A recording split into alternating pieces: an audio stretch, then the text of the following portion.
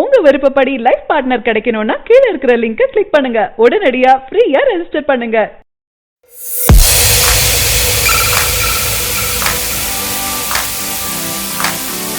தமிழ் சினிமாவின் உச்ச நடிகர் தளபதி விஜய். இவர் படங்கள் என்றாலே தமிழ்நாட்டில் மிகப்பெரிய எதிர்பார்ப்பு இருக்கும்.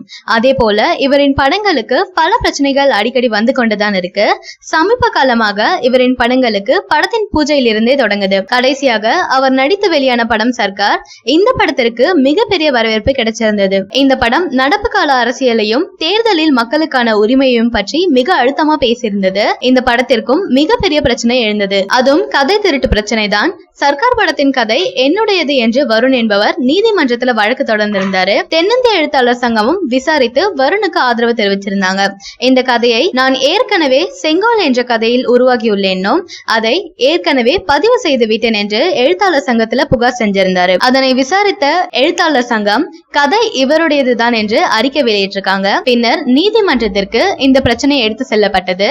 அதனைத் தொடர்ந்து படத்தின் டைட்டில் கார்டில் நன்றி வருண் என்று போடப்பட்டது.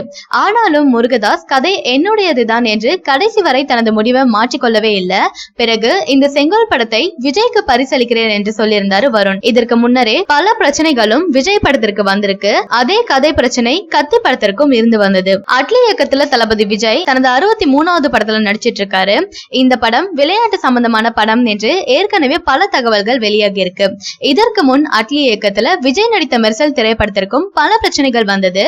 அந்த பிரச்சனைகளை சரி செய்துவிட்டு தற்போது தளபதி 63 படத்தில் பிஸியாக இருந்த அட்லிக்கு மீண்டும் இந்த கதை என்னுடையதுதான் என ஒரு குறும்பட இயக்குனர் புகார் அளிச்சிருக்காரு. இந்த பிரச்சனையை பெரிதுபடுத்த வேண்டாம் என்று அவருக்கு சமாதானம் சொல்லப்பட்டதாம்.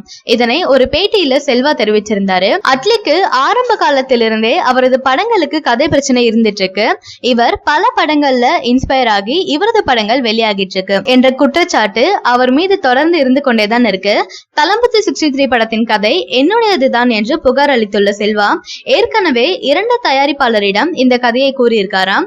அட்லிக்கு இந்த கதை எப்படியோ தெரிந்திருந்ததால் தன்னுடைய கதையை அட்லி திருடி விட்டதாக கூறியிருக்காரு செல்வா. விஜய் படங்கள் என்றாலே பல பிரச்சனைகள் அடிக்கடி வந்து கொண்டுதான் இருக்கு. இந்த கதை பிரச்சனை தொடர்ந்து தளபதி படங்களுக்கு வருவது ரசிகர்களை அதிக வருத்தத்துல ஆழ்த்தி இருக்கு. தளபதி விஜய் இந்த பிரச்சனைகள் மீண்டும் வராமல் எப்படி சரி செய்வார் என்பதை பொறுத்திருந்துதான் பார்க்கணும். விஜயிடம் கதை சொல்ல வரும் இயக்குனர்களின் கதையை தனியாக ஒரு குழு அமைத்துதான் பார்க்கணும் போல.